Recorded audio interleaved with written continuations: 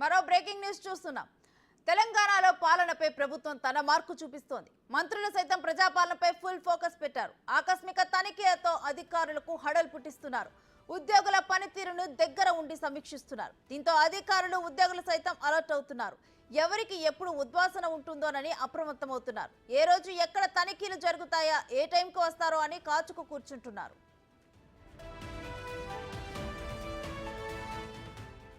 మంత్రులు తొలుత ఎవరి శాఖలను వారు తనిఖీ చేస్తున్నారు. ఉద్యోగులు టైంకి వస్తున్నారా లేదా అని దగ్గరుండి చూస్తున్నారు. ఉద్యోగులకు సర్ప్రైజ్ ఇవ్వాలనుకుంటే ఉద్యోగులే మంత్రులకు షాకులు ఇస్తున్నారు. కార్యాలయాలకు వెళ్లిన మంత్రులకు ఖాళీ కుర్చీలే దర్శనమిస్తున్నాయి. అంతేకాకుండా టైం దాటినా రాకుండా తాపీగా రావటం చూసి మంత్రులే విస్తుపోతున్నారు. సమయానికి రాని విధులకు గైర్హాజరవుతున్న ఉద్యోగుల తీరుపై తీవ్ర అసహనాన్ని వ్యక్తం చేస్తున్నారు. ఇక నుంచి సమయం పాటించకపోతే వేటు తప్పదని వార్నింగ్ ఇస్తున్నారు.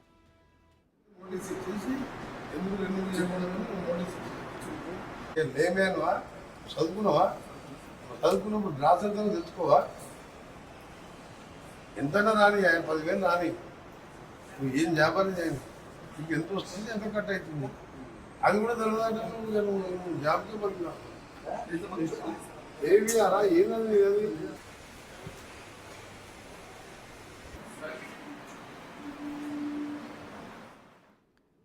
ఇక ఇదే అంశానికి సంబంధించి మరింత సమాచారం deputy bureau chief Sadiq live లో అందిస్తారు. సాదిక్, మంత్రులకు ఉద్యోగులు షాక్ ఇస్తున్నట్లు తెలుస్తోంది. అసలు కంప్లీట్ డీటెయిల్స్ ఏంటి?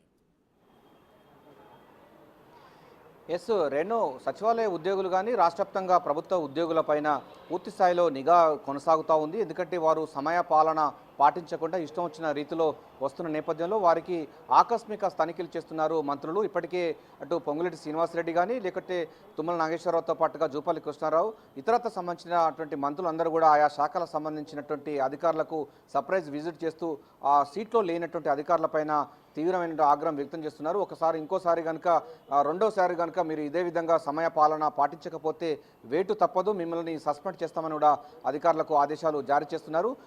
సమయ పాలన పాటించినటువంటి ఉద్యోగులపైన కఠిన చర్యలు తీసుకోవాలని కూడా పూర్తి స్థాయిలో కూడా హెచ్ఓడీలకు ఒక నివేదిక ఇవ్వడం జరిగింది. నివేదిక ప్రభుత్వానికి ఎప్పటికి ఇవ్వాలి, హాజరు పట్టి పూర్తి స్థాయిలో ఉండాలి. ఎందుకంటే ప్రజా పాలన కొనసాగుతున్న నేపథ్యంలో దాన్ని స్పీడప్ పెంచుతున్నాయి. ఇప్పటికీ ఎన్నికలు అయిపోయి అన్నీ అయిపోయి పూర్తి స్థాయిలో కూడా ప్రజా పరిపాలన మరింత స్పీడ్గా పెంచాలంటే అధికారులు అలసత్వం ప్రదర్శించకూడదు. ఉదయం 10 గంటలకే సెక్రటరియట్కు రావాలి, సాయంత్రం 5 గంటలకు వెళ్ళాలి. ఇచ్చిన టైం ప్రకారంగా ఫైల్స్ మూమెంట్ ఉండాలి. చాలా సమస్యలు గత ప్రభుత్వం సంబంధించిన పెండింగ్ ఫైల్స్ ఉన్నాయి. అందులో భాగంగా ఈ పెండింగ్ ఫైల్స్ అయినా పూర్తి స్థాయిలో కూడా ఆ నివేదికలు ఇవ్వాలని కూడా అధికారులకు ఆదేశాలు జారీ చేయడం జరిగింది. ప్రధానంగా ధరణి సంబంధించి లాంటి సమస్యలపైన ఇంకా అధికారులు చుట్టూ తిరుగుతూ ఉన్నారు, సెక్రటరీ వైపు చూస్తున్నారు.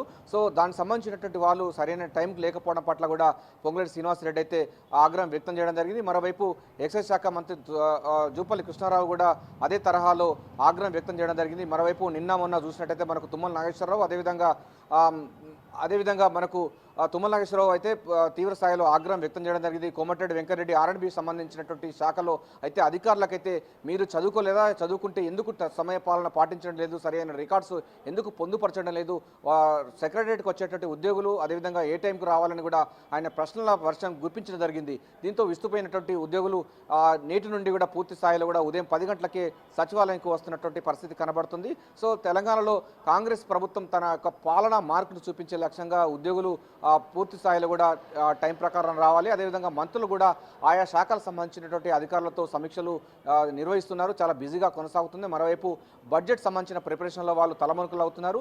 మరోవైపు ఉద్యోగులు కూడా సమయపాలన ఉండాలి, ఎప్పుడు అవైలబుల్గా ఉండాలి, సెక్రటరియట్లో ఉండాలి, మంత్రులు ఉంటారు, ముఖ్యమంత్రి కూడా వస్తున్న నేపథ్యంలో మీరెందుకు సమయంకు రావట్లేదని కూడా ఉద్యోగులపై ఆగ్రహం వ్యక్తం చేస్తున్నారు మంత్రులు. సో ఏదైనప్పటికీ చూసినట్లయితే మన ప్రధానంగా ఉద్యోగులకు సంబంధించిన విషయాల్లో కానీ ప్రభుత్వం చాలా ఒకవైపు ఫ్రెండ్లీ ప్రభుత్వం అంటూనే మరోవైపు మాత్రం డెఫినెట్గా మీరు కనుక సమయపాలన గైడ్లైన్స్ కనుక పాటించకపోతే తీవ్రమైన చర్యలు ఉంటాయని కూడా ప్రభుత్వం హెచ్చరిస్తుంది. మొదటి దశగా అయితే వారికి మందలించి వదిలిపెడుతుంది. రెండవసారి కనుక తప్పులు మరోసారి సమయపాలన కనుక పాటించకపోతే సస్పెన్షన్ లాంటి వాటి కూడా వెనుకాడబోము, ప్రజా పరిపాలన కొనసాగుతుంది. ప్రజలకు చేయవలసింది చాలా ఉంది కనుక గత ప్రభుత్వం 10 సంవత్సరాల పాటు నిర్లక్ష్యానికి గురైనటువంటి ప్రజలకు మనం మంచి పరిపాలన ఇచ్చే లక్ష్యంగా మంత్రులైతే పూర్తి స్థాయిలో పాలనపైన ఫోకస్ పెట్టడం జరిగింది. చాలా ఫైల్స్ అన్ని కూడా ఎక్కడెక్కడ ఉన్న నేపథ్యంలో చాలా అపరిశుద్ధంగా ఉన్నాయి. గత ప్రభుత్వం చేసిన గుట్టల కొద్దీ ఉన్నాయి. వాటన్నిటి కూడా ఎప్పటికప్పుడు డిస్పోజ్ చేయాలని కూడా అధికారులకైతే ఆదేశాలు జారీ చేయడం జరిగింది.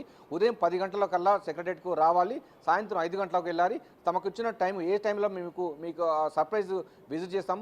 ముఖ్యమంత్రి కూడా ఇతర జిల్లాలో కూడా పర్యటించే అవకాశం ఉంది. సో పాలన అన్నది పూర్తి స్థాయిలో గాడిలో పెట్టాలి. దాన్ని మరింత స్పీడ్ పెంచే విధంగా అధికారులందరూ కూడా సహకరించాలని కూడా మంత్రులు అయితే సున్నితంగా హెచ్చరిస్తున్నారు. ఉద్యోగులు కూడా ఈ అంశం పైన పూర్తి స్థాయిలో అయితే వాళ్ళు కూడా ఈ నేటి నుంచి అయితే సరైన టైంకి ఉదయం 10 గంటలకే మనం చూస్తున్నాం. వాళ్ళందరూ కూడా సచివాలయానికి వస్తున్నట్టు పరిస్థితి కనబడుతుంది. రేణు, అయితే మంత్రులు ఆయా శాఖల్లో సమీక్షలు నిర్వహించి ఇటు ఉద్యోగులు టైమింగ్స్ కానీ ఇవన్నీ కూడా చాలా స్ట్రిక్ట్గా మాట్లాడిన తర్వాత ఈ రోజు ఉద్యోగుల్లో మార్పు కనిపిస్తుందా? వాళ్ళు టైంకి రావటం జరిగిందా? ప్రస్తుతం ఏ విధంగా ఉంది ప్రభుత్వ కార్యాలయాల్లో పరిస్థితి? ఎస్ రేణు, ఎందుకంటే ఉదయం 10 గంటలకే ఆల్రెడీ ఉద్యోగస్తులందరూ కూడా సచివాలయంకి వస్తున్నారు. సచివాలయంలో కోలాహలం కొనసాగుతుంది. ఎప్పుడో 11-12 గంటలకు వచ్చేటటువంటి ఉద్యోగులు మంత్రుల యొక్క ఆకస్మిక తనిఖీలతో వాళ్ళు కంగుదిని టైం ప్రకారం వస్తున్నట్టు పరిస్థితి కనబడుతుంది. రాష్ట్ర వ్యాప్తంగా చాలామంది ఉద్యోగులు కూడా ఇదే తరహాలో ఉన్నది. ఎమ్మెల్యేలు కూడా తమ నియోజకవర్గాల్లో సర్ప్రైజ్ విజిట్ చేయాలి, ఉద్యోగులు సమయపాలన పాటించకపోతే చర్యలు తీసుకోవాలి, దానికి సంబంధించినటువంటి అధికారులకు ఎప్పటికప్పుడు ఆదేశాలు ఇవ్వాలని కూడా చెప్పడంతో అధికారులందరూ అలర్ట్ అవ్వడం జరిగింది. ఎప్పుడు ఎటువంటి ఉపద్రవం ముంచుకొచ్చే ప్రమాదం ఉంది.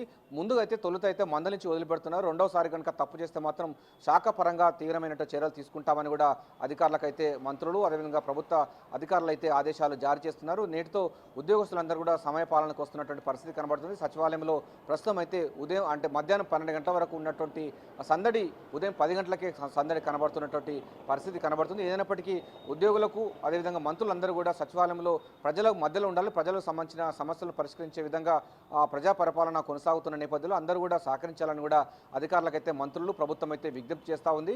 సో అభయస్థం మేనిఫెస్టో పూర్తి స్థాయిలో అదేవిధంగా ఇందిరమ్మ పాలన సంబంధించినటువంటి అనేక కార్యక్రమాలు ప్రజల్లోకి విస్తృతంగా తీసుకోవాల్సిన బాధ్యత అధికారులు ఉంటుంది కనుక అధికారులు మీరు అలసత్వం ప్రదర్శించకూడదు, సమయపాలన పాటించాలని. అదేవిధంగా గత ప్రభుత్వాలు 1వ తారీఖు కాకుండా 15వ తారీఖు 20 తారీఖు జీతాలు ఇచ్చిన పరిస్థితిని మేము 1వ తారీఖు రోజే జీతాలు ఇచ్చే పరిస్థితికి తీసుకొచ్చాము. అంటే మీరు ప్రభుత్వానికి ఎంత లాయల్గా ఉండాలి, ప్రజలకు ఎంత లాయల్గా ఉండాలని కూడా ప్రభుత్వం అయితే విజ్ఞప్తి చేస్తుంది. ప్రస్తుతం అయితే ఉద్యోగస్తులకు అయితే సున్నితంగా మందలిస్తున్నారు. సమయపాలన పాటించిన వారిపైన తదుపరి చర్య మాత్రం తీవ్రంగా ఉంటాయని కూడా సున్నితంగా హెచ్చరిస్తున్నారు. ఏదైనప్పటికీ సచివాలయ ఉద్యోగులు మాత్రం వాళ్ళ పరివర్తనలో మార్పు వచ్చినట్టు కనబడుతుంది.